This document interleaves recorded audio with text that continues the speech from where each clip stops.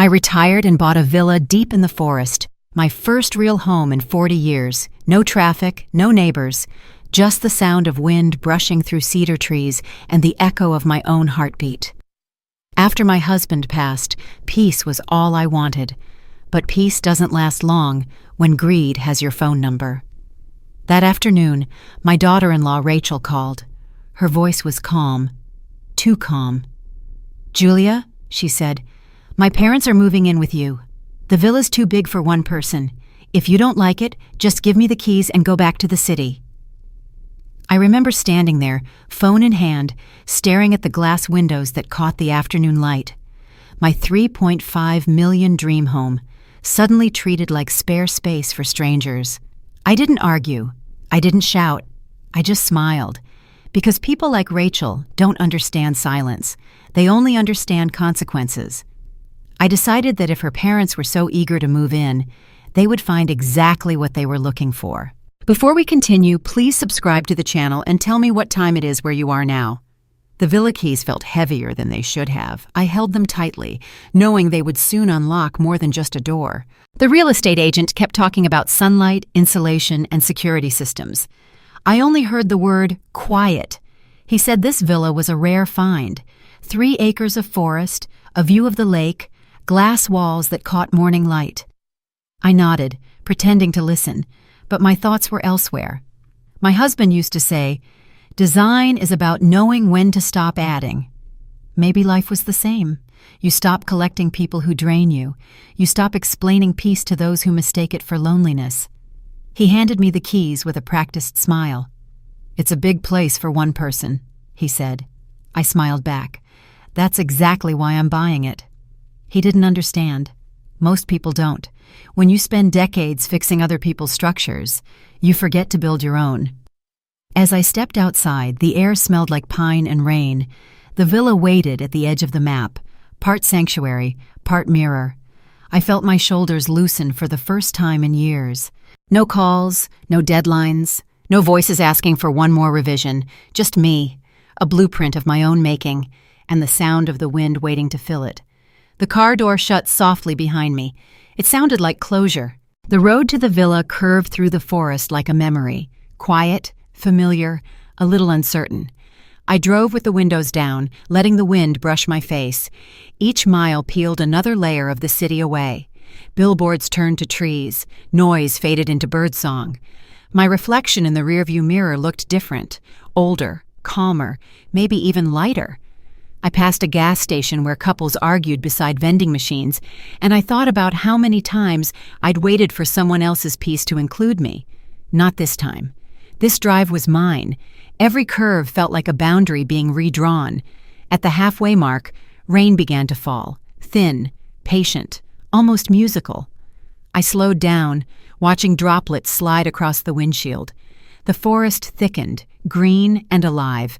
My hands steadied on the wheel. I whispered to myself, "Home isn't a place. It's the absence of demand." When I finally saw the wooden sign, Hart Residence, Private Road, I smiled. My name, my design, my silence, I turned off the engine and sat still. The forest breathed around me, steady and forgiving. I didn't know it yet, but this drive wasn't toward solitude. It was toward revelation. The villa was silent, except for the rain. Every sound echoed longer than it should have, like the house was listening. I walked through each room barefoot, tracing my hand along cold glass. The air smelled of cedar and paint. My husband would have loved it here. He loved order, proportion, and stillness. So did I, but for different reasons. His peace came from completion. Mine came from survival. I unpacked slowly, one cup, one plate, one photograph. Each object carried its own echo. By the time I reached the living room, the storm had softened to a hush. I lit a single candle and sat by the window. The reflection looked like another person, someone who had waited too long to start again. The clock on the wall ticked gently, steady as breath. I wrote in my notebook, "Peace is the right amount of silence in a room." Then I closed it and listened. Somewhere beyond the rain, a branch cracked. It sounded like a warning, or maybe a welcome. I turned off the lights. Darkness folded around me like a blueprint closing. For the first time in years, I slept without locking the door. The next morning, sunlight spilled across the floor like gold dust. I made coffee, opened the window, and let the forest breathe with me. The phone rang. Ethan's name lit the screen, but it was Rachel's voice I heard. "Julia," she said sweetly. "Ethan's busy, so I thought I'd check in. How's retirement?" Her tone glided between politeness and possession. I answered softly, "Peaceful." She laughed, a sound too sharp for morning. "You deserve it. Though I told Ethan that villa's far too big for you alone." I said nothing. Silence makes people reveal themselves faster than questions. Rachel continued, "My parents are renovating their condo. It's a mess. They might stay with you for a while, just until it's done." I looked out the window. The trees swayed gently, almost warning me. "I'll think about it," I said. She replied, "Of course. You'll love having company." When the call ended, I placed the phone on the counter. The coffee had gone cold. I stared at my reflection in the glass door, steady, quiet, unreadable. Somewhere behind the politeness, I heard the sound of intrusion beginning. I whispered, "Company is never free." 2 days later, the phone rang again. Same number. Same calm voice pretending concern. "Julia," Rachel said, "Mom and Dad are already packing. The contractor said their place won't be livable for weeks. We'll send them tomorrow morning." "Tomorrow?" I asked. "Yes," she replied, "and please don't make this complicated. Ethan worries when you get overwhelmed." I took a slow breath. "Overwhelmed?" She sighed, her patience rehearsed. "You know what I mean. The villa's too much for one person. If you'd rather not deal with guests, you can come back to the city. We'll take care of the property." Her words lingered like smoke, soft, poisonous, practiced. "I appreciate the offer," I said quietly. "But this house was built for me." She laughed again. "That's what everyone says until they realize they don't need it." When the call ended, I sat at my drafting desk. Her voice replayed in my head. Every word, every pause, every unspoken threat. I looked at the rolled blueprint on the table, the one that mapped every inch of my home. I whispered, "You shouldn't have chosen an architect to deceive." Outside, wind moved through the trees, carrying the scent of change. That night, I walked through the villa with no lights on. The rain had stopped, but the walls still hummed softly, holding echoes of her voice. I opened every window, letting the air cleanse what she'd touched through words alone. On the marble table, the blueprint waited, edges curling slightly from humidity. I unrolled it slowly. Each line told a story: foundation, division, control. I had spent my life creating spaces that protected people. Now I would design one that protected the truth. I took my pen and drew a small square beside the guest room. Not for expansion, but for containment. My hands didn't tremble. Calm is the sharpest form of anger. I poured a cup of tea and sat at my desk. The clock ticked, precise, approving. I began to write, dates, phrases, promises. Every word Rachel said became a mark of record. Every silence she left became a boundary line. When the lamp flickered, I saw my reflection in the glass again, steady, deliberate. I whispered, "They can move in, but they'll move into my design." By morning, the plan had shape. I sat at my desk and began to write, not for memory, but for evidence. Each note was dated, each sentence measured like a wall drawn to scale. I wrote about Rachel's tone, her insistence, her precision in manipulation. Architects are trained to notice alignment, and her words were misaligned from truth. I used blue ink, the same color I once used for designing homes. Blue meant clarity. It also meant distance. I listed every call, every subtle insult, every shift from kindness to command. When I finished, I felt no anger, only focus. The journal became my second blueprint, one built from conversation and caution. I slipped it into the drawer beneath an old drafting ruler. Outside, light filtered through pine branches, moving across the floor like water. I whispered, "If she wants a structure to control, I'll give her one." Then I turned the page and began sketching again, this time with intention. The sound of morning rain drew me back to habits I thought I had left behind. I measured the hallways, adjusted the curtains, and checked the locks twice. Routine always steadied me, even when the reason for it had changed. By noon, I was rearranging furniture, creating open sightlines from my desk to the front door. Not paranoia, preparation. I had learned that danger rarely arrives loudly. It prefers polite conversation and planned visits. I boiled tea, recorded the date again, and listened to the forest. Every small sound became a code to read. A car passing far away, a branch snapping, the creak of the roof adjusting in the damp air. I picked up the phone and almost called Ethan. Then I stopped. Sons raised by strong women often forget where their strength began. I would remind him, but not yet. Instead, I called the insurance office, confirmed every document in my name, and saved the recording. No emotion, no drama, just proof. When I hung up, the forest seemed to nod with approval. The silence was no longer empty. It was gathering. 2 days later, I drove toward the ranger station on the edge of town. I told myself it was a casual visit, but I wanted witnesses. It's easier to fight shadows when people know your light exists. The road was slick from last night's storm. Pine needles clung to the tires. I passed the lake, its surface pale under the gray sky. Somewhere beneath that calm water, I saw reflection, how peace always hides the weight of vigilance. When I arrived, the ranger, a quiet man named Cooper, recognized me. "You're the architect, right? The one who built the villa up on Hart Road?" I nodded. "Beautiful place," he said. "Is it just you out there?" "Just me," I replied. He smiled politely, but I could see the concern flicker. I asked about forest permits, land access, and security patrols. He explained the schedules, the emergency line, the distance between calls. I wrote everything down. Before leaving, I handed him my card. "If you ever need to reach me, use this number. I keep records of everything." He looked surprised, then respectful.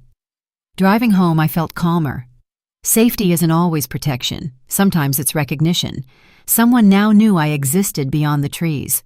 The forest had a rhythm, and I learned to move with it. Nights were for silence, mornings for awareness. I read that wolves once lived in this area, long before the houses and fences. They hunted by patience, not speed. I understood that. I started walking at dawn, memorizing the sound of my own footsteps against gravel.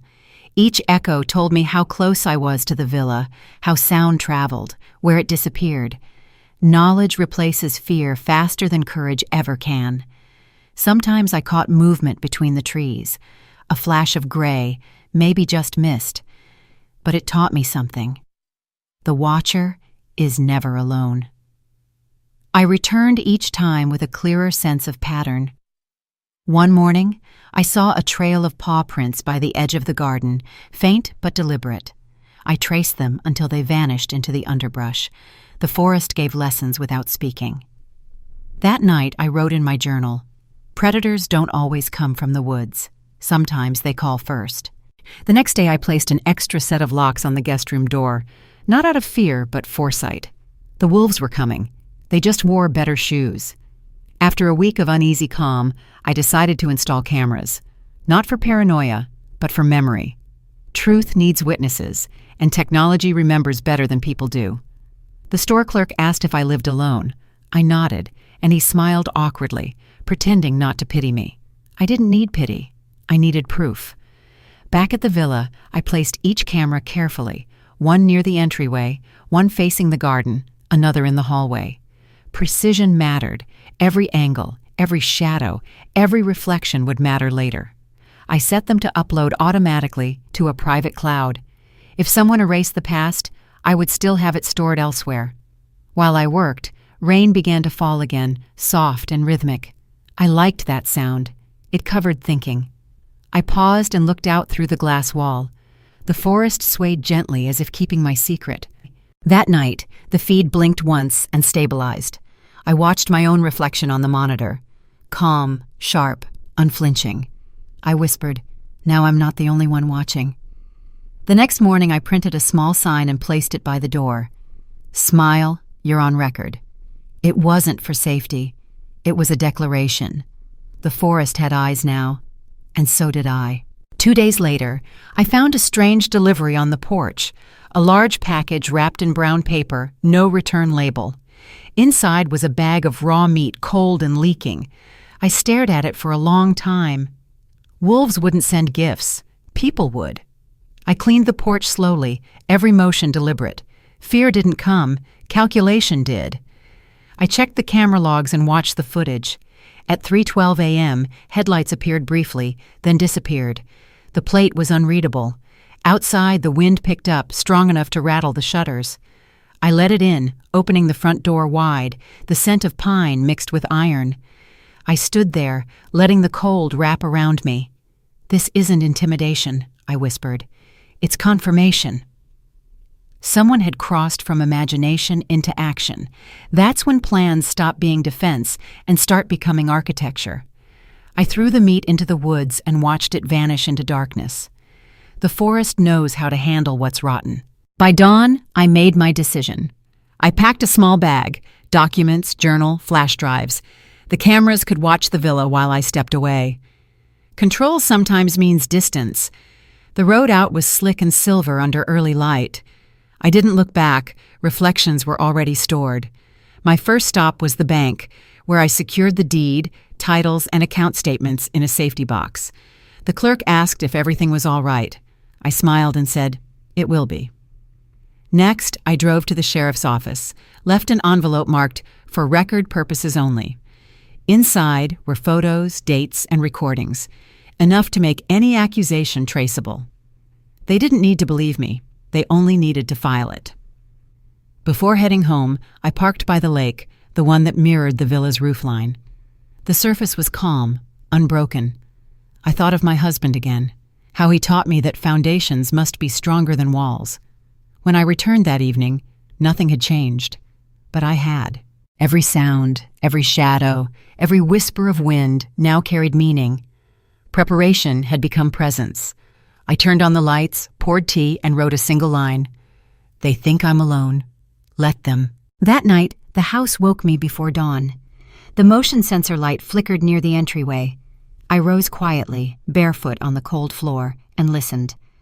The forest was still, but the air inside had changed, denser, cautious. I checked the cameras from my phone. One frame caught a shape moving near the porch, then darkness. No sound, no face, just motion. I didn't panic. I watched the playback again, frame by frame. The figure moved with confidence, not curiosity, someone who already knew the layout. I turned off the screen and waited by the window. The silence stretched until the first bird began to sing. At sunrise, I walked outside. Muddy footprints trailed across the steps. Not animal prints, boots. They stopped at the door, turned around, and vanished toward the woods. I took a photo and uploaded it. Evidence, not fear. By the time coffee brewed, my pulse had slowed.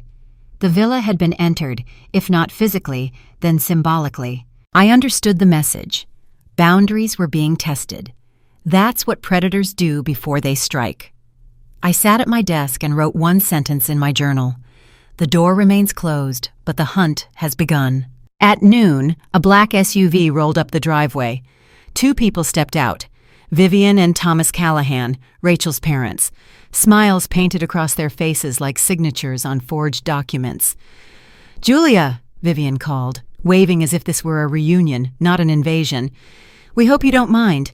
Rachel said everything's settled." I opened the door, but not my mouth.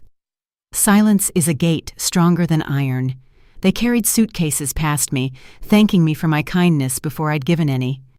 The hallway filled with perfume, noise, and entitlement. Thomas glanced around. "Lovely place. Must feel lonely." "It used to," I said evenly. He didn't catch the warning.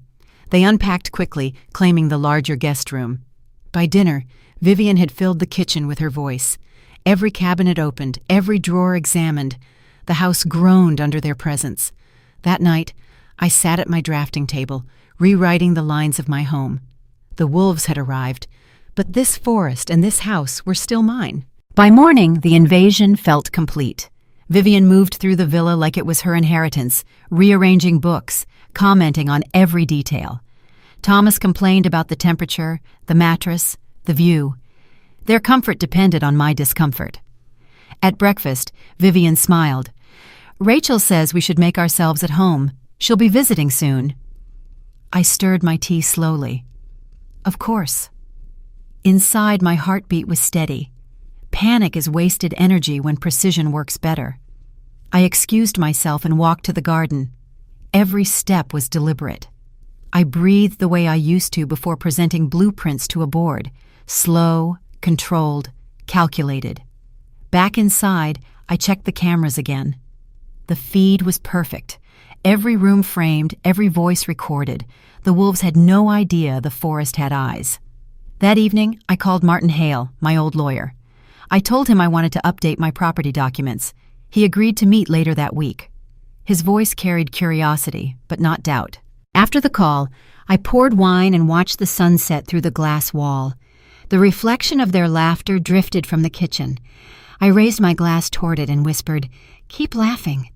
The storm was coming, and I intended to enjoy the calm before it broke. 2 days later, I received a call from Ethan. His voice trembled with unease. "Mom, Rachel told me her parents are staying with you. Is that true?" "Yes," I said. "They arrived uninvited, but don't worry, I'm accommodating." He hesitated. "Rachel said you've been acting different." "Define different," I replied. He sighed. "Forgetful, distracted. She's worried you might not be managing well alone." I smiled, though he couldn't see it. "Tell Rachel I'm managing just fine, and remind her that architects plan for longevity." He tried to sound gentle. "Maybe she's just concerned." "Maybe," I said. "Concern has many definitions." After the call, I sat still for a long time. The words had been rehearsed, not by him, but by her. I could hear Rachel's fingerprints on every sentence. This wasn't communication. It was reconnaissance. I opened my journal and added a new page. Emotional manipulation initiated. Target, reputation. Then I recorded a short video of the villa, rooms immaculate, paperwork organized, time-stamped. If anyone questioned my state of mind, I'd have proof of clarity. That night, I stood at the window and whispered to the forest, "Let them come closer. They'll see what design looks like when it defends itself." The call came just after dawn. Rachel's name flashed across the screen.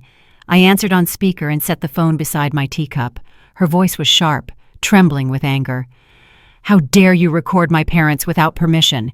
Vivian told me there are cameras all over the place." I took a sip before replying. "Yes, it's a large property. Safety first." "Safety?" she hissed. "You're paranoid, Julia. People are starting to worry." "Are they?" I said softly. "Or are they starting to notice?" She paused, thrown off balance. Control doesn't vanish, it shifts. I could almost hear her calculating the next line. "Ethan and I are thinking about taking over management of the villa. You need rest." "I already rest well," I replied. Her voice dropped to a whisper meant to intimidate. "You're making mistakes. Don't push me." The call ended abruptly. I stared at the reflection of my phone in the window. 2 images of the same object, one real, one reversed. Rachel had finally shown her hand. I opened my journal and wrote, "Aggression confirms exposure." The forest outside swayed in rhythm, as if nodding. The air felt cleaner after her anger passed through it. That morning, Vivian made coffee before I woke. The scent reached my room, bitter and unfamiliar. When I entered the kitchen, she smiled too brightly. "Hope you don't mind, dear. I used your beans." I poured a cup anyway. The first sip was sharp, metallic. I set it down. "You changed the filter," I said. "Oh, maybe," she replied, looking away. I took another, smaller sip. The taste lingered like suspicion. My stomach tightened, not from poison, but from recognition. These people didn't come to share space. They came to replace it.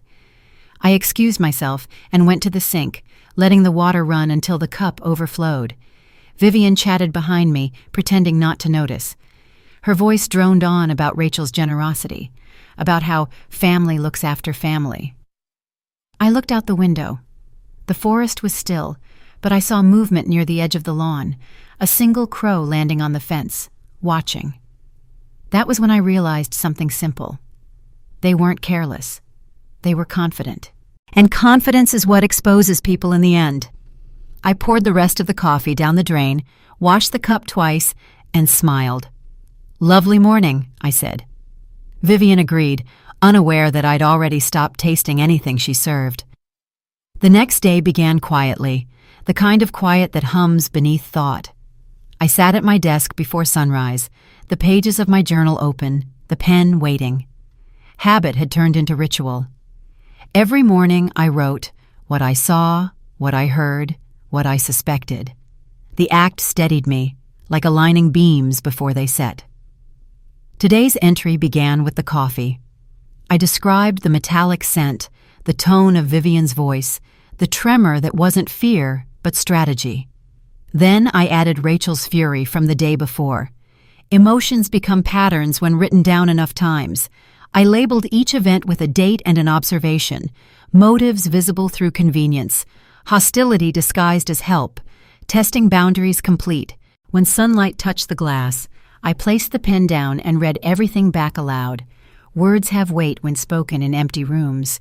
The villa seemed to listen. I closed the journal, sealed it in an envelope, and hid it inside the piano bench near the window. Some truths need to breathe through wood, not wires. Outside, the forest shifted from shadow to gold. I whispered, "The line is drawn." The morning felt calm, almost tender, but calm is just clarity in disguise. By noon, I was driving toward Asheville to meet Martin Hale. The road curved through the mountains, fog resting low over the trees. The air smelled of pine and rain. I hadn't seen him in years, not since my husband's will was finalized. Back then, I was grieving.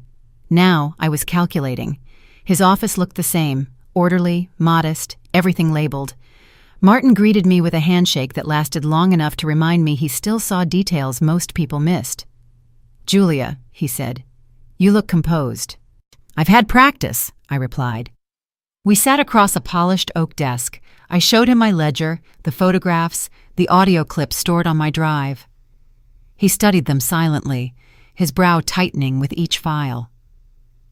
"This isn't hearsay," he finally said. "It's a pattern." "I thought so too." He leaned back. "You're gathering evidence, not anger. That's rare." "I'm an architect, Martin. I measure twice before building anything, especially justice." He smiled faintly, then began outlining a plan. We would draft an agreement disguised as hospitality. Every clause would become a mirror, reflecting intent. When I left his office, the fog had lifted. The sun broke through the clouds, scattering light across the windshield. I felt something close to relief, not peace, but progress, the kind that only structure provides. 2 days later, Martin sent over the draft, a simple document, temporary occupancy agreement. It sounded harmless, the kind of thing people sign without reading.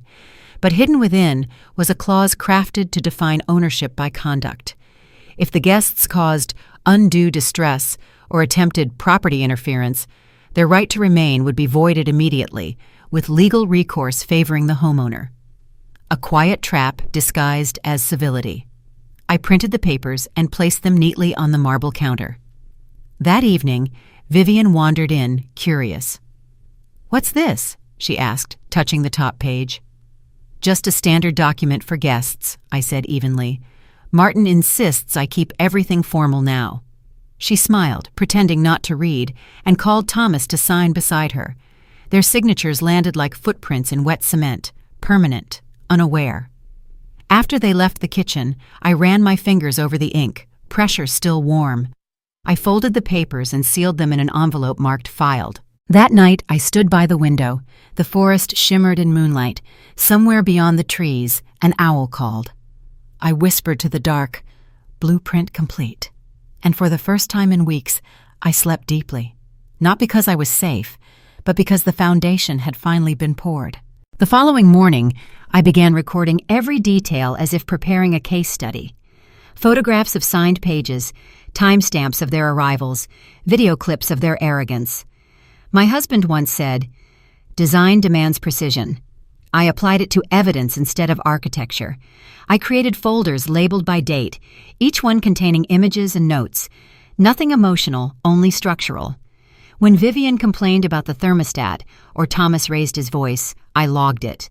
When Rachel called, I noted the time, tone, and threats implied between words.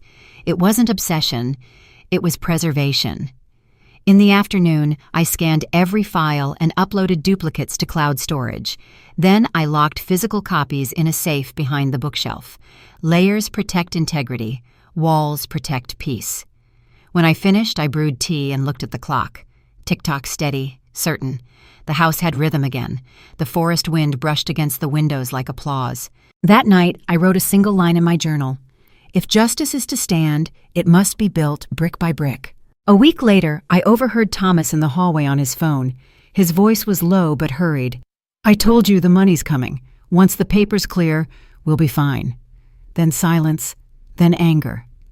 "Don't threaten me, all right? We'll have it soon." I didn't move. I simply listened. Debt has a sound, tight, metallic, desperate.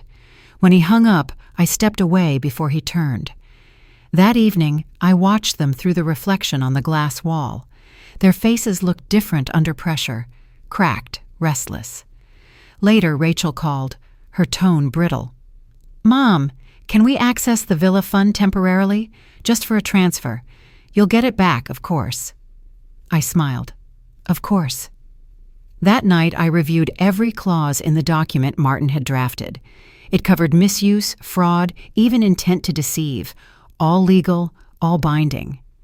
I realized then the truth about debt. It doesn't just belong to banks. It belongs to character. And some people borrow trust the same way they borrow money, without intention to repay. I turned off the lights and whispered to myself, "Let the due date arrive." The wind outside shifted, cool and deliberate. It felt like the world exhaling after holding its breath. By midweek, Rachel arrived in her white SUV, stepping out as though the driveway belonged to her. Her smile was sharp, her perfume stronger than the air itself. "Mom," she said, kissing my cheek, "I just wanted to see how things are." Her tone was light, but her eyes darted from room to room, scanning surfaces, checking order. Control disguised as care. When she saw the signed agreement folder on the counter, her expression flickered. "What's this?" "Just standard paperwork," I answered, "for guests." She laughed, but it cracked. "That's very professional of you." I poured her coffee, watched her hands tremble slightly as she lifted the cup. She pretended it was the temperature, but I saw the truth. Fear and arrogance share the same tremor. Before she left, she turned to me at the door. "You know, Mom, sometimes letting go is better than fighting." I smiled. "Depends who built the structure." Her jaw tightened. She didn't reply. The SUV rolled away, tires spitting gravel. I watched her vanish into the trees, then whispered, "You're beginning to see the fault lines." The forest was silent again, too silent. Silence has a sound when you know what to listen for. That evening, Ethan called. His voice was tired, stretched between loyalty and exhaustion.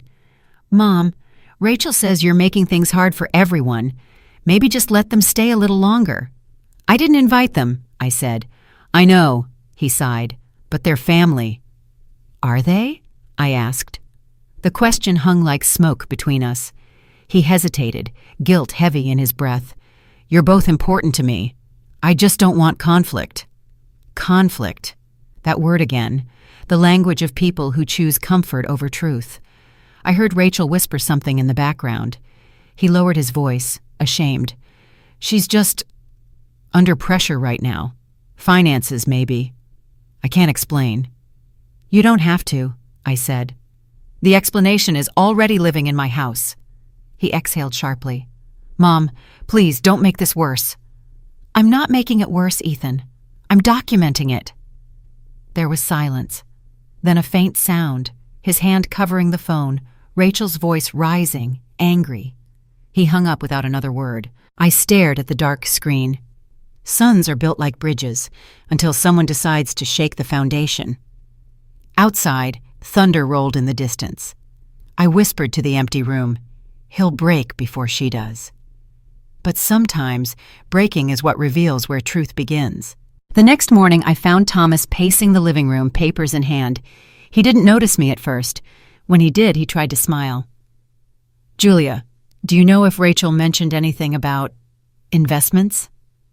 "Not recently," I replied, watching his fingers twitch. He folded the papers quickly. "Just a business deal, nothing serious." After he left, I checked the printer in the study. A single sheet remained, half crumpled, still warm. A bank statement. Rachel's name at the top, followed by red numbers. -6 figures. I folded the page carefully, placed it in my journal. Debt explains every performance, every smile, every call, every sudden show of affection. They weren't visiting me. They were circling collateral. That evening I called Martin. "Check the Monroe account," I said, specifically the estate loan. He called back within hours. "Rachel took out a joint collateral loan using your villa as implied security. Forged consent." The room tilted for a second, but my voice remained steady. "Perfect," I said. He paused. "You mean terrible?" "No, perfect for what comes next." When I hung up, I looked at the blueprint pinned above my desk. Every line connects. Every error leaves a trail. I traced one corner with my finger and whispered, "You built your own collapse." That night, Rachel returned unannounced, her knock sharp and urgent.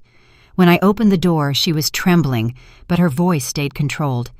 "I need you to sign something, Mom, just a form to update bank authorization." She handed me a clipboard. The document was familiar, the same font, same layout, but the details had changed. My signature already appeared on the bottom line, copied perfectly. I looked at it, then at her. "You've been busy," I said. Her face flushed. "It's just a mistake. The bank clerk probably reused an old file." "Of course," I replied calmly, and took a photo with my phone. "Mistakes happen." Her eyes narrowed. "You're recording everything now, aren't you?" "Yes," I said. "And you just confirmed why." She snatched the paper back, her voice cracking. "You think you're so clever." I cut her off softly. "No, just precise." She stormed out, slamming the door so hard the glass trembled. The sound echoed through the villa like thunder inside a cathedral. I waited until silence returned. Then I uploaded the photo to my secure drive and labeled it "Forgery Confirmed." Outside, lightning flashed over the trees. I whispered to the storm, "You drew my name without permission. Now watch what happens when I redraw yours." 2 days later, Rachel asked to meet in town. "Neutral ground," she said. I agreed. The cafe was quiet, small, filled with the smell of roasted beans and rain-soaked coats. She arrived late, sunglasses still on, tapping her nails against her phone. When she finally spoke, her voice was sugar-dipped in acid. "Mom, this tension is unnecessary. I think we can resolve it if you just transfer the villa to me temporarily. It'll simplify things for the estate." I stirred my coffee slowly. "Simplify for whom?" "For everyone," she said, smiling too wide. "You'll be comfortable. We'll handle the paperwork. Ethan agrees." I watched the steam rise from the cup, curling like thought. Ethan agrees or obeys? Her jaw clenched. "You're twisting things." "No," I said gently. "I'm straightening them." She laughed nervously. "You don't know how business works anymore, Julia. You're retired." "Yes," I said. "But architecture taught me one thing. Weak beams collapse when tested." Her smile vanished. She gathered her purse and stood. "You'll regret this." "Possibly," I said, "but not legally." As she stormed out, the waitress approached quietly and handed me the receipt. I signed it carefully, dated it, and placed it in my folder. Documentation never sleeps. Outside, the rain had stopped. Every drop that had fallen felt like a tiny warning she refused to hear. That evening, my phone buzzed non-stop. Ethan called first, his voice shaking. "Rachel says you're trying to ruin us." She says you're spreading lies. Then you should ask her which part of the truth hurts most, I said. Mom, please. She's saying you faked documents, that you're unstable. I let the silence linger. Did she also mention who printed the bank authorization last week? He hesitated. She said you misunderstood. Of course she did, I said. Guilt always wears confusion like perfume. His breath quickened. You sound cold. I measured, I replied. You'll understand when structure gives way. He hung up, but minutes later a new message appeared. Rachel's number, short and venomous. You won't win this, old woman. I smiled faintly. Threats lose their edge when spoken through text. They become proof instead. I saved the message and sent it to Martin with the note. Add this to the file. The storm outside had eased. Through the window I saw my reflection, calm, unmoved, deliberate. When people run out of logic, they reach for slander. And slander, like weak paint, always cracks first. The next morning I drove to Martin's office. His assistant ushered me in with a knowing glance. On the desk lay a single sheet of paper. Rachel's bank form, the forgery. Martin had already had it analyzed. The signature, he said, isn't just copied. It's digitally lifted from another document. She didn't even disguise the metadata. I stared at the page. My name floated there, elegant and counterfeit. So it's official, I said. He nodded. Enough for a preliminary complaint. Do you want to proceed? Yes, I answered, quietly. He smiled faintly. You always were methodical. I leaned back in the chair. Justice is design, Martin. You don't build it loud, you build it right. He handed me a folder with copies stamped evidence received. As I reached for it, I noticed my reflection in the glass wall. Older, yes, but anchored. Outside, the sky cleared. Light spilled across the table, landing on my forged name. I traced the signature lightly with my finger, feeling nothing but certainty. Martin looked at me. You're calm for someone being betrayed. I'm calm, I said, because the blueprint is nearly complete. When I left his office, the wind had turned warm again. Even nature seemed to recognize that a structure, once balanced, doesn't fall easily. That night, I packed a small suitcase, clothes, documents, the ledger, my engraved pen. I locked the villa carefully, lights off, cameras running. The forest outside swayed, whispering approval. Vivian appeared in the doorway, clutching her robe. You're leaving? For a few days, I said. Rachel will think she's won, she warned. She'll think many things, I replied. Thinking is her favorite illusion. Vivian hesitated, guilt clouding her face. She means well. Sometimes. I believe that, I said softly. Intentions just don't excuse architecture built on deceit. I handed her an envelope sealed in gold wax. For the record, I said. What is it? Something to remind you that silence has a cost. As I stepped into the night, the wind carried the faint scent of cedar. My car headlights swept across the villa's front wall, the structure I designed, the sanctuary they'd tried to claim.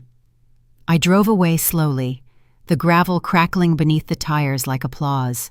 In the rearview mirror, the house glowed faintly through the trees, not as a loss, but as evidence. Dignity isn't what you keep, it's what you don't let them take. By the end of that week, the gossip had started. Rachel called every relative she could reach, whispering poison wrapped in pity. Poor Julia, she said. She's not well. She's losing track of things. We might have to intervene before she signs something reckless. Within days, neighbors stopped waving when I passed by in town. The florist looked away. Even the grocer's smile felt forced. Rachel didn't need facts, just repetition. Lies spread faster when they wear concern. Ethan called again, voice heavy. Mom, people are talking. They say you're paranoid. People repeat what they're paid to hear, I replied. He hesitated. Rachel's upset you left the villa. I left it locked, I said. That's what upsets her. That night, I checked my inbox, anonymous messages from supposed friends warning me to get help. Each one forwarded from Rachel's circle.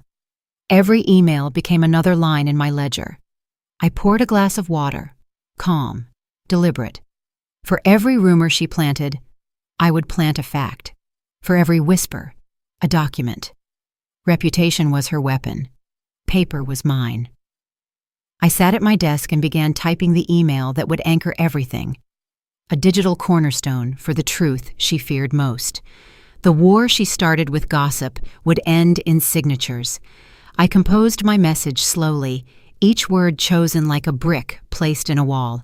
Subject: formal intent to file complaint. Unauthorized use of signature. I attached the forged authorization, the bank statement, Rachel's text threats, and the transcript from Ethan's last call. Then I wrote the body. Martin, I trust you'll handle this with quiet precision. My goal is not revenge, it's preservation. The attached documents confirm a coordinated attempt at estate manipulation. Please advise on next legal step under property misrepresentation and elder fraud statutes. I reread it twice. No emotion, no adjectives, just structure and evidence. The truth, formatted and factual. Before sending, I added one final line. I built homes to withstand storms. Now I'm building one to withstand deceit. Then I clicked send. The whoosh of the email leaving sounded like release. I turned off the lamp and leaned back in the chair. The glow of the screen faded to black, reflecting my own face. Still, certain, illuminated by purpose. Outside, the crickets resumed their rhythm. The forest didn't care who believed me. It just listened. And so did the law. By morning, Martin replied. Short, direct, professional. Proceeding initiated. County records and bank notified. Expect official confirmation within 72 hours. Maintain composure. Their panic will supply the rest. 3 sentences. Perfectly measured. I printed the email, slipped it into my folder marked Phase 2, and placed it in the drawer beside the ledger. My pulse didn't quicken. I'd already rehearsed this moment in silence for weeks. Later that day, my phone vibrated. Unknown number. A bank compliance officer confirmed my report. We've frozen all transactions under the Monroe joint account pending verification. Rachel's voice erupted in the background, muffled, furious. I smiled faintly. Verification, I whispered, the sweetest word in law. After the call, I brewed coffee and stared out the window. The forest swayed gently, calm as a witness. For the first time, I felt balance. Not victory, not vengeance, just gravity restored. By nightfall, Ethan texted, Rachel's panicking. What did you do? Nothing, I replied. Just documented everything. He didn't answer. I closed my phone and whispered to the quiet room, Justice doesn't roar, it rustles. Then I reached for a new notebook. The next phase required design, not emotion. Every downfall starts as a draft. The moon was full, silver pouring through the glass like liquid patience. I cleared the desk, spread out every file, every note. My blueprint of justice stretched across the wood like the skeleton of a cathedral. I replayed each recording, Vivian's laughter, Thomas's lies, Rachel's false concern. Each sound fit into place, one beam supporting another. The villa's floor plan hung beside them, lines of architecture and lines of deceit, all converging. I realized something then. Revenge builds nothing. Only structure does. I picked up my pen and began sketching on tracing paper, boxes, arrows, cause and effect. Financial fraud leading to property seizure. Forgery leading to confession. Lies leading to collapse. Each movement of the pen was deliberate, almost graceful. When the clock struck midnight, I stopped. The blueprint was finished. I closed my journal and whispered, Now the walls will hold. Outside, the forest wind stirred, soft and approving. Tomorrow, the documents would move, the truth would travel, and Rachel would finally meet the architecture of her own undoing. The next morning, I drove into Asheville for my medical evaluation. Martin had suggested it, a preemptive strike in case Rachel tried to claim I was mentally unfit. It was a clever precaution, wrapped in reason. The doctor's office was quiet, all beige walls and ticking clocks. Dr. Keene, my longtime physician, greeted me with a nod. "Routine assessment," he said, smiling. "You seem perfectly lucid." He ran through questions, memory tests, coordination checks. I answered calmly, sometimes with a trace of humor. "Who's the president?" he asked. "Unfortunately," I replied, "I still remember." He laughed, marking his notes. Halfway through, he leaned back in his chair. "You're sharper than most of my interns," he said. "Good," I replied. "Someone will need to confirm that soon." Still, he handed me the report, signed and sealed. Full cognitive competence, excellent mental clarity. When I stepped outside, sunlight spilled across the parking lot, sharp and white. I folded the report neatly and placed it in my folder beside Martin's email. They wanted to weaponize my age. I would weaponize their underestimation instead. As I drove home, I whispered, "One more wall built, one less lie standing." The forest appeared ahead, steady, green, unshaken. 2 days later, the doorbell rang. When I opened it, a woman stood there, clipboard, badge, neutral expression. "Dr. Karen Delaney," she said. "Adult Protective Services. We received a concern from your family about your well-being." Of course. Rachel's next move. I smiled politely. "Come in, doctor." She stepped inside, eyes scanning every detail, the polished floors, labeled folders, organized desk. "You live alone?" "Yes, happily." "Do you manage your finances independently?" I gestured toward the filing cabinet. Balanced to the scent. Her expression softened slightly. "May I see identification?" I handed her my license, followed by the fresh medical report. She read the first line, then looked up. "You anticipated this visit." "I designed for pressure, not panic," I said quietly. She nodded, professionalism yielding to respect. "You seem very capable, Mrs. Hart. I'll note that in the report." From the hallway, the clock ticked evenly, grounding the silence. Before leaving, she glanced back once more. "It's rare," she said, "to see someone so prepared." "I've had practice," I replied. "People love testing the strength of foundations." She smiled faintly. "I'd say yours is solid." The door closed behind her. I exhaled slowly.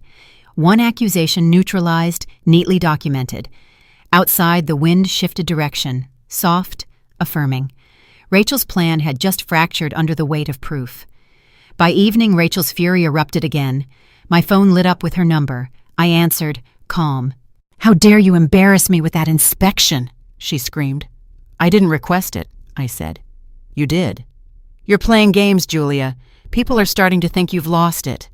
I smiled faintly. "Then they'll need to explain why the state disagrees." Her voice cracked. "You're not getting away with this." "I'm not getting away," I said softly. "I'm getting documented." For a moment, silence filled the line.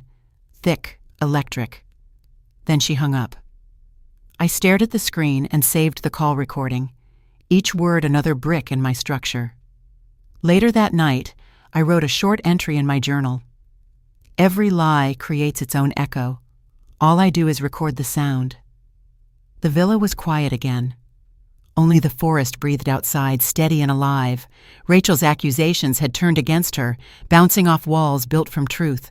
Justice doesn't always strike loudly. Sometimes it folds quietly into paper. 3 days later, Martin called. His voice carried the calm satisfaction of completion. "Karen Delaney submitted her report," he said. "All allegations dismissed. Her testimony favors you." I exhaled slowly. "Then it's official." "Yes," he replied. And the state added a note. "False complaint filed under malicious intent. Rachel's record will reflect that." I let the silence linger, savoring the symmetry. "Good. Truth. Documented twice." He chuckled. "You're meticulous, Julia." "I design for permanence," I said. After hanging up, I brewed tea and opened the window. The forest hummed with afternoon wind, light shifting across the table. On the counter lay the sealed report and the signed letter from the investigator. I aligned their corners perfectly and pressed my hand over them, like sealing a cornerstone into place. Outside, the birds sang again. No tension, no threat, just balance restored. Justice doesn't roar when it arrives. It sighs, and that sigh filled the house like a promise finally kept. When I returned to the villa, a stack of mail waited by the door. The world doesn't pause for justice. It keeps sending envelopes. Bills, catalogs, and one heavy package stamped with the state seal. Inside were certified copies of the APS report and a note from Martin. "Keep these secure. Phase 3 begins." I carried everything to my desk. The villa smelled faintly of cedar and rain. Dust glimmered in the sunlight like quiet applause. I spread the papers in order, dates aligned, stamps visible. Among the envelopes was one addressed in Rachel's handwriting. I didn't open it. The shape of guilt doesn't change no matter how it's folded. I slid it into a folder labeled Pending Lies. Then I walked through the house, touching the walls lightly. Every beam, every window had heard my silence. It wasn't just shelter anymore. It was testimony. On the table lay the final document from Karen Delaney's report. Subject exhibits clear mental competence and full independence. I smiled, framed it, and hung it near the entryway. Visitors might call it pride. It was proof. The wind brushed against the windows, whispering through the trees. Sometimes vindication arrives not as applause, but as stillness, when even the house seems to breathe easier. Martin arrived the next morning carrying a leather briefcase and a quiet smile. "Documentation day," he said. We laid everything on the dining table: photos, printed emails, recordings, transcripts, even Rachel's text threads. Each piece slipped into a labeled evidence bag, sealed with date and time. The villa transformed into an archive. Light fell across the table, like deliberate spotlighting. Martin inspected one of the recordings, Rachel's voice snapping through static. "She'll sign anything." He glanced at me. "Perfectly clear," he said. I nodded. Truth has good acoustics. We worked for hours, building structure from chaos. Every seal pressed, every document logged. When we finished, he looked at the organized piles and exhaled. "You could run an entire law office from this table." "I built houses to keep storms out," I replied. "This one kept evidence in."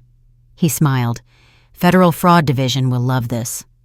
The words landed gently, yet final. When he left, I stood by the window, watching his car fade into the trees. My reflection overlapped the forest, a blend of woman and witness. Evidence isn't paper. It's order restored. The call to the authorities took less than 5 minutes. Years of manipulation condensed into a calm, factual statement. "I'm reporting a case of forged authorization and attempted estate fraud," I told the officer. "All evidence has been verified by counsel." He asked for my address.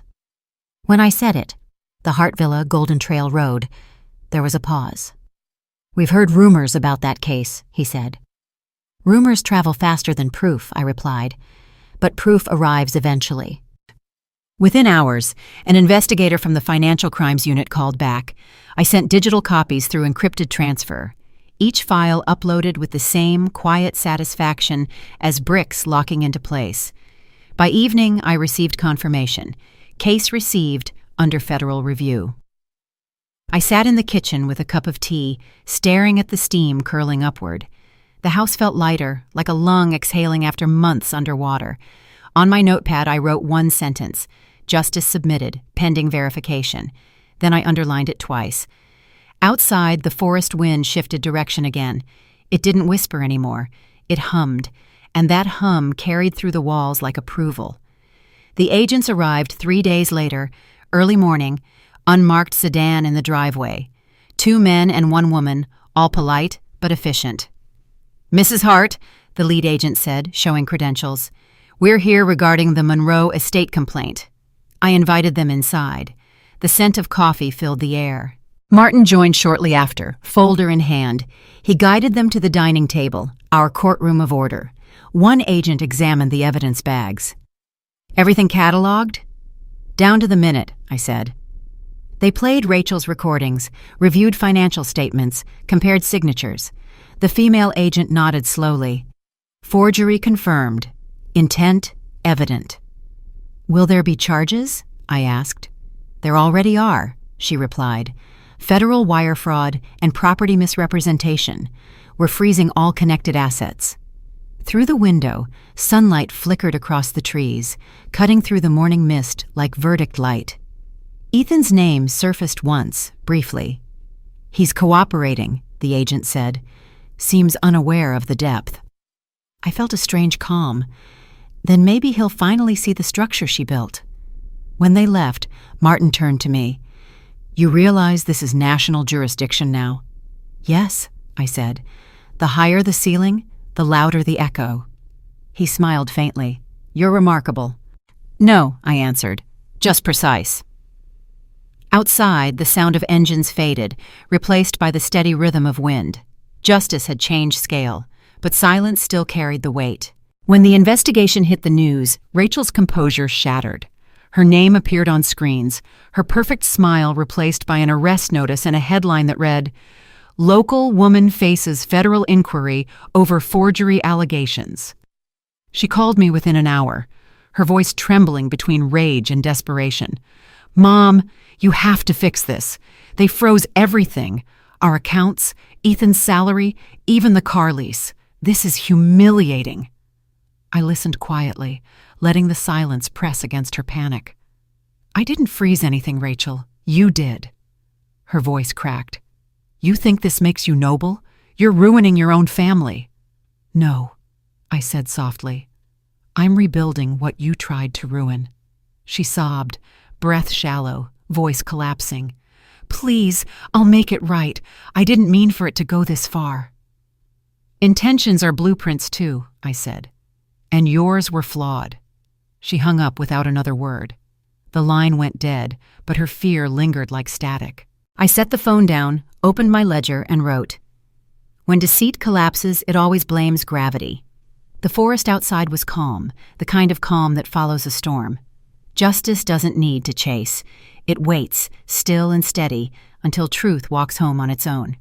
Ethan arrived the next morning, shoulders slumped, tie loosened, guilt written in every movement.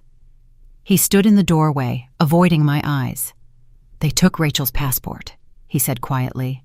"They froze our joint accounts. The agents showed me the documents. Her forged your signature." I nodded. "They showed you the blueprint of her intentions." His voice broke. "I didn't know, Mom. She said you approved it. She said you wanted her to handle things. She said what she needed you to hear," I answered. "You believed her because it was easier than believing me." He sat down slowly, staring at the floor. "I thought you were being paranoid." I smiled faintly. "You thought I was old." He looked up, eyes wet but clear. "I should have defended you." "Defending comes after understanding," I said. "Now you finally understand." He nodded, hands trembling slightly. "She destroyed everything." "No," I said. "She exposed it." Outside, the forest wind brushed gently against the window, soft and forgiving. "You can start over," I whispered. "But this time, build something that doesn't depend on lies." He took a deep breath. "I will." He stood, paused at the door, then turned back. "Mom, thank you for not shouting." "There was no need," I said. "You can't rebuild with noise." After he left, I sat by the window and opened the file Martin had sent. The numbers were clear now. Rachel's loans had been secured by my property. Her falsified authorization marked as the foundation of her scheme. The banks had shifted liability entirely to her. The structure she built to trap me had folded perfectly upon itself. I spent hours recalculating every column, confirming each reversal. My hands didn't shake. I'd lived long enough to know that control isn't taken. It's reclaimed quietly. I called the bank officer, voice even. "Transfer my holdings into a foundation account under the Golden Grace title," I said. "Effective today." He hesitated.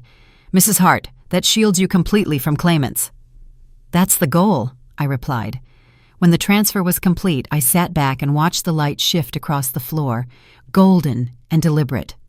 For the first time in months, my name was no longer attached to chaos. It was anchored to law. I wrote in my journal, "Debt is not punishment. It's a reminder of balance misused." Then I added, "When reclaimed, it becomes leverage." I closed the book, smiled, and poured myself a cup of tea. Outside, rain fell lightly over the forest roof, each drop erasing a fragment of the past. Control didn't need to shout. It simply existed. Quiet, lawful, absolute. Martin visited that afternoon, his usual composure softened by pride. "The case is progressing faster than expected," he said. "Rachel's attorneys contacted me this morning. They're requesting a settlement." I stirred my tea slowly. "Desperation always learns negotiation late." He smiled. "They're willing to offer a large financial concession if you agree to drop the fraud complaint." "No," I said. "Let the process finish. I don't want money. I want truth written down." He studied me for a moment. "You realize you've already won." "Winning isn't the point," I replied. "Balance is." He closed his folder gently. "Then I'll finalize the filings and let them sweat." "Do that," I said, "and make sure every page has a date." When he left, the silence felt generous. The villa's walls glowed with afternoon light, steady and warm.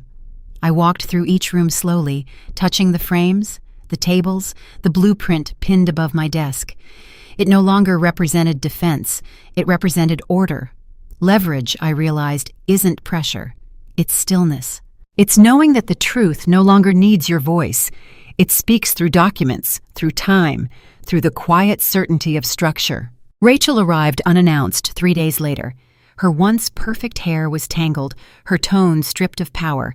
She stood at the gate, rain dripping from her coat, mascara running in streaks. For a long moment, we simply stared at each other through the iron bars. "Please," she said, voice trembling, "I just want to talk." I opened the gate and stepped aside. She entered slowly, clutching her purse as if it held what was left of her dignity. The house was quiet, the kind of silence that made every breath sound like confession. "They're going to take everything," she said. "The accounts, the house, even my parents' savings. Ethan won't look at me." I poured her a cup of tea, the same way she'd once pretended to pour kindness. "You built this," I said gently. "Now you have to walk through it." "You think I deserve this?" she asked. I met her eyes. Deserve doesn't decide justice. Actions do. She covered her face, shaking. "I don't know how to fix it." "You don't fix a collapse," I said. "You rebuild it differently." I stood and handed her a sealed envelope. "Take this to Martin's office tomorrow morning. It's your statement of cooperation. Sign it truthfully, and they'll consider leniency." She looked at me, broken, but listening. "Why are you helping me?" "Because justice isn't cruelty," I said. "It's correction." Rachel sat on the couch, trembling, the envelope resting untouched on her lap. "What's inside?" she asked quietly. "Your truth," I replied. "And mine."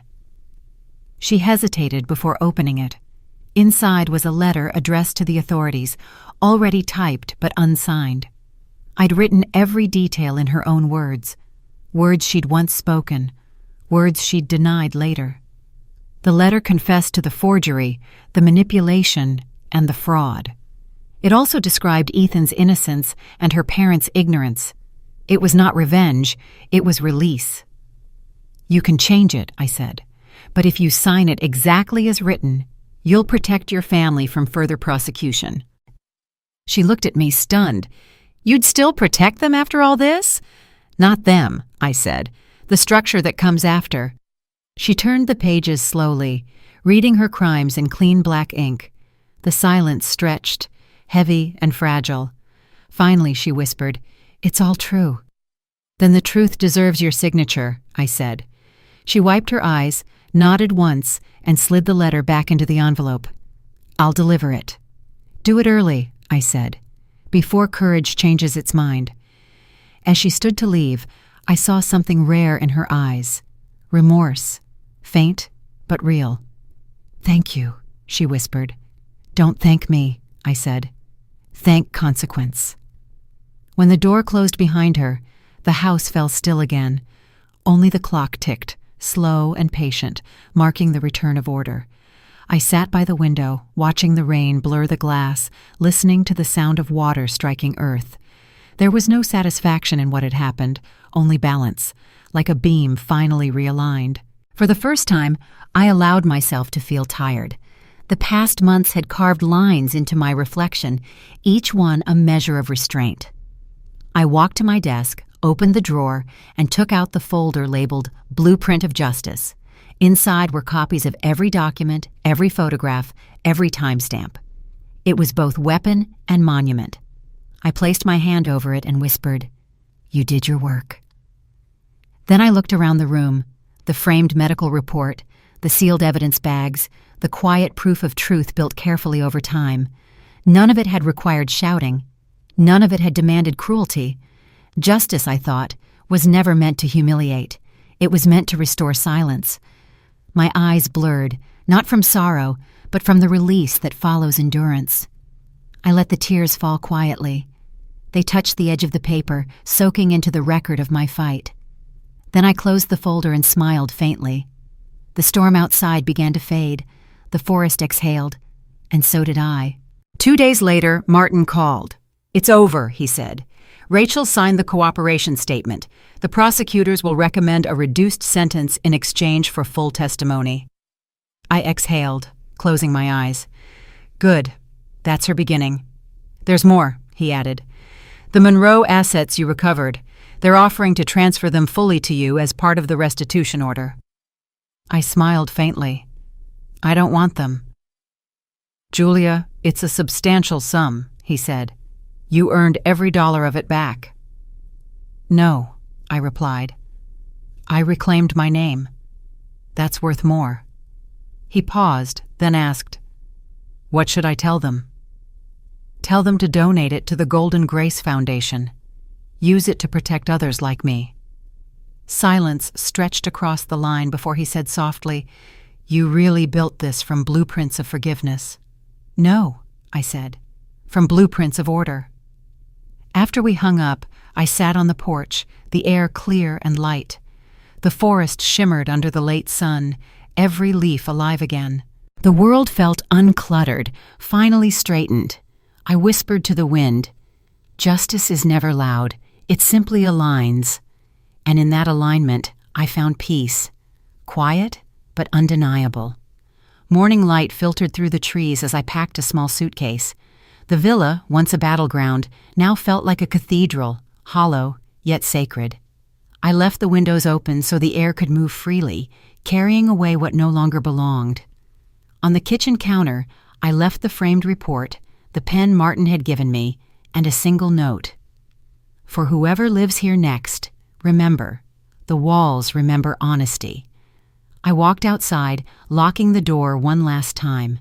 The forest greeted me with its steady rustle, calm and forgiving. My car waited at the edge of the gravel path, dew glistening on its roof. Before getting in, I turned back. The house stood still, bathed in pale gold. No ghosts, no grudges, only the echo of lessons learned. As I drove away, the road curved through the tall cedars, sunlight flickering through their branches. My reflection in the rearview mirror was softer now, lighter. Behind me, the villa disappeared completely, swallowed by the forest that had always protected it.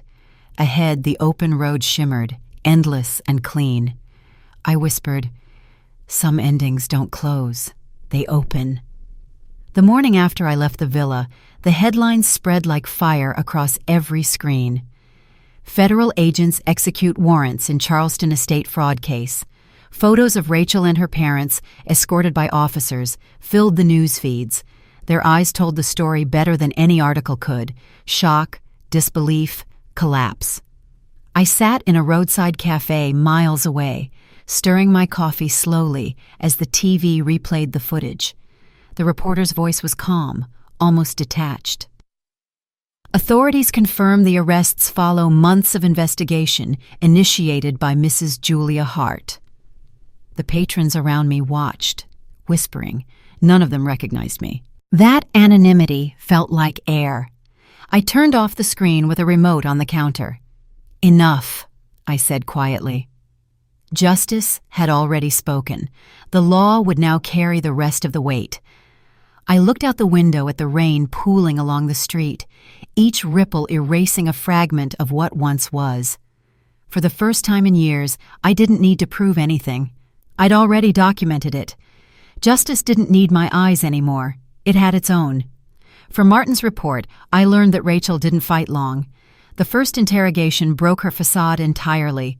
Witnesses said she wept uncontrollably, blaming stress, childhood fear, anyone but herself. By the second session, she confessed everything: the forged documents, the staged trust accounts, even the fake legal emails. The agents described it clinically, but I could see the picture clearly. The woman who once moved through life with perfect posture, now trembling, hollow, cornered by her own design. Martin called to update me, his tone measured. "She'll likely get 2 years with probation," he said. "They're considering her cooperation." I paused. "That's fair." "You're not angry?" he asked. "Anger doesn't rebuild," I replied. "It corrodes." After we hung up, I stared out the hotel window at the distant city lights. Somewhere out there, Rachel was sitting in a white room, signing statements under fluorescent light. No audience, no applause, only consequence. I imagined her realizing that silence, once her weapon, had turned into her punishment. I didn't smile. I didn't mourn. I simply breathed. Every truth eventually demands its due. A week later, Ethan sent an email. "Mom, it's done. I filed for divorce." The message was short, almost fragile. Attached was a scanned copy of the papers, signed and time-stamped. Beneath the official seal was his trembling signature, a quiet line drawn between illusion and freedom. I read the message twice, then replied, "You did what was necessary. Now do what's right for yourself." He answered within minutes. "I'm sorry it took so long to see her for who she was. It took the time it needed," I wrote back. "Truth doesn't arrive early. It arrives ready." Later that night, Martin called to confirm the court's acknowledgement. "The proceedings will finalize within the month," he said. I nodded. "Then he'll finally be free." After the call, I printed Ethan's email and placed it in the last section of my ledger. The chapter wasn't about punishment anymore. It was about release. The sound of rain outside softened to a hush, the kind of silence that holds closure within it. It was past midnight when my phone rang. Ethan's name glowed on the screen. His voice was quiet, steadier than before. "Mom," he said, "the agents cleared me today. They said I'm not implicated in anything." I smiled into the darkness. "You were never the architect of this, Ethan. Just part of the structure." "I lost everything," he whispered. "The house, the accounts, I don't even know where to start." "Oh." "Start with honesty," I said. "It costs nothing, and it never collapses."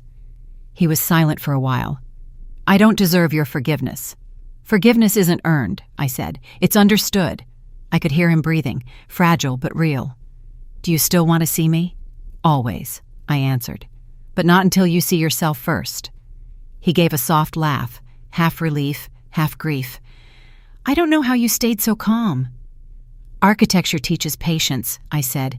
"You can't rush foundations. You built something stronger than walls, Mom." "Maybe," I said, "or maybe I just remembered who I was." Before hanging up, he said softly, "I'll come by when I'm ready." "When you do," I whispered, "bring nothing but truth." The line went silent. For the first time, that silence felt like peace, not distance. The following morning, I drove back to the coast. The sea waited like an old friend, constant, untamed, cleansing. I parked near the cliffs and walked down the narrow path to the water's edge, carrying the last folder of documents. Inside were copies of everything: proof, signatures, timestamps, statements. I opened it one last time, feeling the weight of every page. Then I closed it, and tied it with a single strand of golden ribbon. The wind caught my hair as I whispered, "It's done." I placed the folder gently into the tide. The waves pulled it away, each sheet dissolving into salt and foam until nothing remained but movement. I stood there, shoes sinking into wet sand, heart light for the first time in years. Justice had never been about destruction. It had always been about release. Behind me, the wind carried the scent of cedar, faint but familiar, like the villa breathing from afar. I smiled and whispered, "Let what's left belong to the sea." The courtroom was colder than I expected. White walls, wooden benches polished to a dull shine. Rachel sat at the defense table, eyes fixed on her hands. Ethan sat behind her, expression unreadable, his shoulders squared for the first time. The judge's voice echoed, calm but unyielding. Mrs. Rachel Monroe, having entered a plea of guilty to charges of forgery, fraud, and misrepresentation, the court sentences you to 2 years suspended with mandatory restitution and community service. The gavel struck once. Final. Rachel didn't look up. She only nodded, a small motion of surrender. I watched her quietly, not as a victor, but as an architect observing the final brick being set. The system had done its work. Balance restored itself without my voice. When the hearing adjourned, Ethan turned toward me. Our eyes met across the room. No words, just acknowledgement, an unspoken truce between past and present. Martin leaned closer and whispered, "It's over." I nodded. "No," I said softly. "It's aligned." Outside, the courthouse steps glistened under sunlight after rain. The wind carried the faint smell of salt from the sea. For a long time, I just stood there, letting the breeze pass through me. Quiet, complete. The days following the sentencing were strangely calm. The headlines faded, replaced by new scandals, new faces. Justice, once loud, had become yesterday's story. I returned to the villa for the first time since leaving it behind. The air inside was different, lighter, as if every room had exhaled. Dust danced in sunbeams through open windows. The silence wasn't empty anymore. It was peace-breathing. I walked from room to room, touching familiar surfaces. The marble counter, the oak desk, the framed report still hanging near the door. It was no longer a house of evidence. It was simply home again. Outside, the forest hummed, alive and forgiving.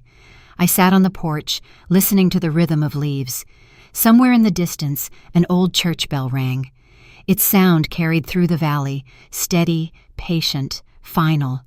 I realized then that justice doesn't leave echoes, it leaves space. And in that space, life quietly begins again. A month later, Ethan came to visit. He parked at the gate and waited instead of entering immediately, a gesture that meant more than any apology. When I opened the door, he smiled faintly. "I brought coffee," he said, "and no excuses." We sat on the porch, the morning quiet, except for the sound of the wind moving through the trees. He spoke slowly, carefully.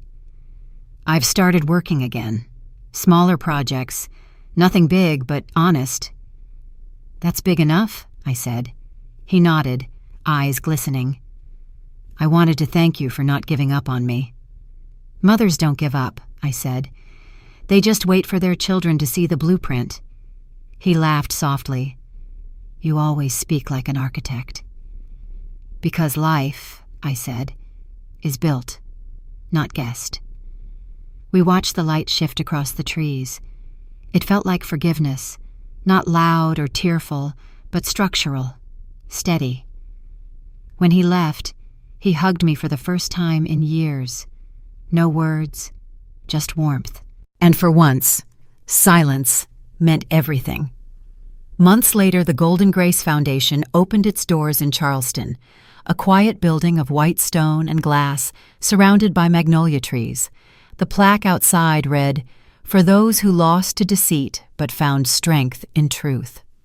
Martin stood beside me during the opening ceremony, calm and proud. "You turned pain into architecture," he said. "You gave it walls, windows, purpose." Inside, a small crowd gathered. Law students, volunteers, survivors of elder fraud, each carrying stories etched in silence. Grace Turner, now the Foundation's director, stepped up to the podium. "Mrs. Hart taught me that justice isn't noise, it's structure," she said. Her voice trembled, but it held. I watched her, feeling something warm spread through me. Continuity. After the speeches, people approached to thank me. I didn't need their gratitude. Their presence was enough. Outside, the afternoon sun filtered through the glass roof, painting the lobby in gold. I walked to the garden and touched one of the new saplings. "Grow steady," I whispered. "Grow honest." The wind rustled gently in response. The foundation wasn't about revenge. It was about rebuilding, turning fractures into framework. Justice, when designed right, doesn't punish. It teaches alignment. And as the first donation bell chimed softly, I knew the structure would stand long after me. That evening, after the ceremony, I returned to the villa one last time. The air was still, painted with the scent of rain and cedar. I walked through each room slowly, the way you revisit a memory before setting it free. The walls glowed with soft light, the kind that forgives. In the study, the blueprint still hung above the desk. Creases, ink stains, fingerprints of the past. I stood before it, tracing the lines with my eyes. Every mark told the story of design, collapse, and renewal. I opened the window, and the wind flowed in, gentle and endless. Papers fluttered slightly on the desk, but nothing fell. The structure held. I smiled. "Justice," I whispered. "You did your work." Outside, the trees swayed, their movement slow and synchronized. Somewhere in the distance, the sea breathed against the horizon. I realized then that I no longer carried the weight of proving anything. I had drawn my lines, built my structure, and left it standing for others to follow. The wind brushed against my face, cool and kind. I closed my eyes and let it move through me. A week after the foundation's opening, Grace Turner came to the villa. She parked by the gate and waved, her smile hesitant but genuine. "I hope it's not too soon," she said. "Never too soon for truth," I replied. Inside, she looked around, quietly absorbing the house that had once been a fortress of silence. "It feels peaceful here," she said softly. "It didn't always," I told her. We sat by the window, tea steaming between us. She pulled out a folder. "I brought the first case. A widow in Savannah. Her son forged her deed. She doesn't want revenge. She wants dignity back." I nodded slowly. "Then she's our kind of client." Grace smiled. "I wanted your guidance before I meet her." "You already know what to do," I said. "Just listen more than you speak. People reveal truth when silence feels safe." She studied me carefully. "You're not just an architect, Mrs. Hart. You're a teacher." I smiled faintly. "Only to those who want to build with purpose." As she left, I watched her car disappear into the trees, light reflecting off the windshield. The future had already arrived, steady and bright. Grace called daily after that visit. Each conversation was a blueprint in motion, small lessons layered upon empathy and law. She'd ask, "How do I handle people who lie while pretending to seek help?" I'd answer, "You draw boundaries like walls. You let truth in through windows, not open doors." Soon she began sending updates from the field, cases of financial manipulation, guardianship abuse, falsified medical claims, each one different, yet all the same at their core, greed wearing familiarity's mask. "I'm beginning to understand," she said one evening. "Justice isn't confrontation, it's precision." "Exactly," I replied. "Emotion is demolition. Documentation is design." Over time, she learned to move with quiet authority. Her tone steadied, her letters sharpened. One day she wrote, "Your voice guides every line I draw." I smiled when I read it. "No," I whispered, "you're drawing your own now." I sent her a small box that same week, a silver pen engraved with the words, "Structure is mercy." When she called to thank me, her voice shook. "You believed in me before I did." That's what mentors do, I said. We lend light until you find your own. As the call ended, I looked out at the fading sky and felt something rare, continuity without control. That night, I wrote my final letter to Ethan. The house was silent except for the ticking clock and the faint hum of the forest outside. I began slowly, letting each word fall with intention. My dear son, I wrote, there are no villains left in this story, only lessons. We built walls to protect ourselves, not realizing they kept love out too. I paused, the ink gliding across the paper. You've grown through what most people never face, the wreckage of misplaced trust. Let that make you honest, not bitter. I folded the next page carefully. I no longer carry anger toward Rachel. The law took what it needed. What remains is mercy, and that's yours to offer or not. I smiled faintly. I've watched you rebuild your own structure from pieces once broken. That's what strength truly is, the patience to start again without shouting. I ended with, when you look at the sea, remember, calm water isn't weak. Its depth held steady. That's the kind of peace worth inheriting. I sealed the letter with wax, pressed my initials into it, and placed it in the drawer beneath my blueprint. It wasn't goodbye. It was design completed. The official letter from Martin arrived days later. Rachel's sentencing was finalized. 2 years probation, mandatory restitution, and 200 hours of service at the Golden Grace Foundation. I read it twice, absorbing the irony. The woman who once forged signatures would now write reports for the people she once deceived. It wasn't poetic justice. It was balanced consequence. Martin had written, "She requested to start early, said she wants to learn." I smiled faintly. Redemption wasn't a word I trusted easily, but effort counted. Maybe she'd understand what it meant to build instead of take. That night I poured tea and whispered into the quiet room, "Every structure deserves repair if it's willing to hold weight again."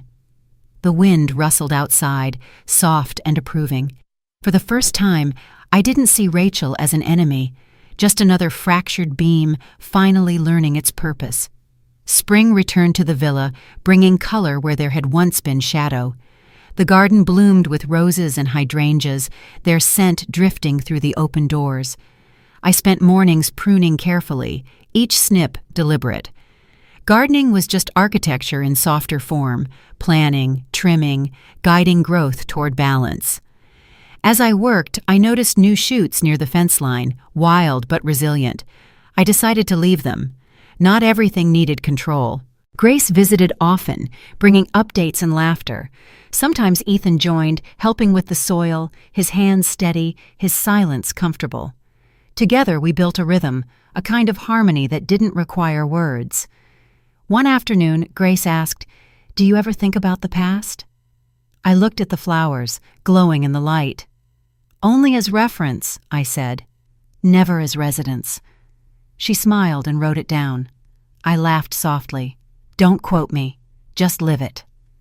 The wind picked up, carrying petals through the air. They landed gently across the garden like forgiveness scattered by nature itself. In the evenings, I sat on the porch with a blanket draped across my lap, watching the sun dip behind the forest. The light filtered through branches, turning everything gold. The house behind me hummed with quiet life. Grace's laughter from a phone call, Ethan fixing a loose shutter, the sound of pens scratching across paper. It felt whole again, like a structure finally occupied by truth. I sipped tea slowly, letting the warmth fill the stillness.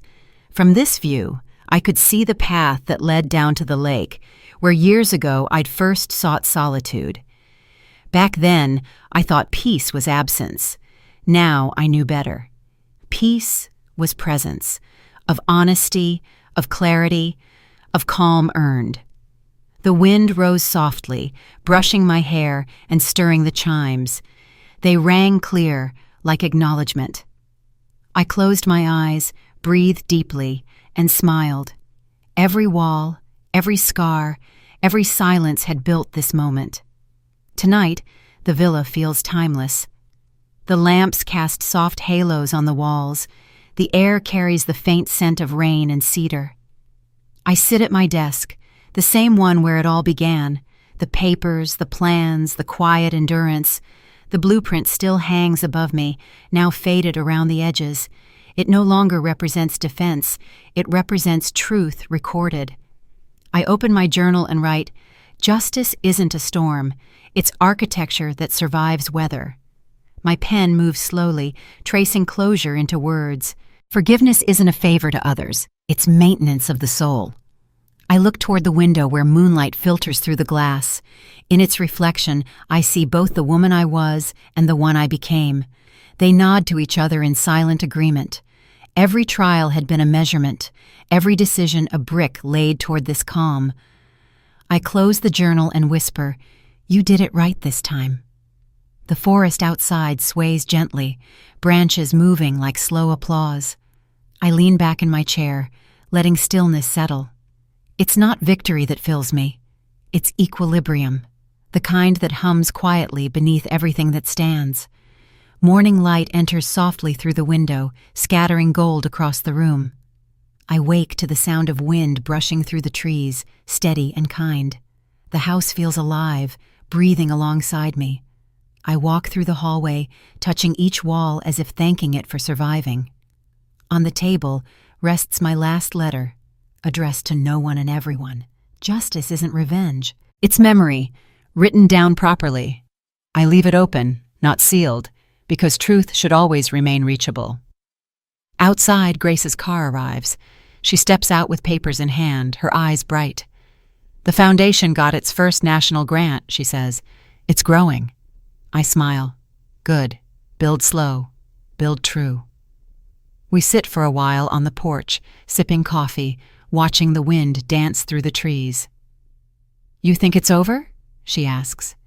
"No," I say. "It's balanced." The chimes ring softly above us, their rhythms steady and certain. I close my eyes, listening. Every sound carries weight. The pen's scratch, the leaves, the quiet pulse of life continuing. The villa no longer feels like mine alone. It belongs to what was built from it. Truth, structure, grace.